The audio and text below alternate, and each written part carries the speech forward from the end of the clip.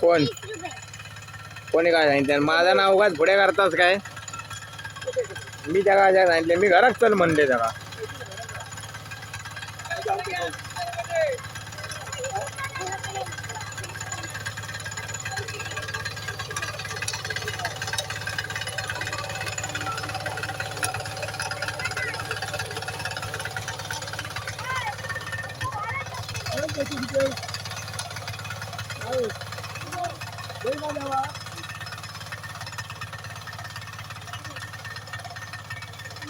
काय करताला काय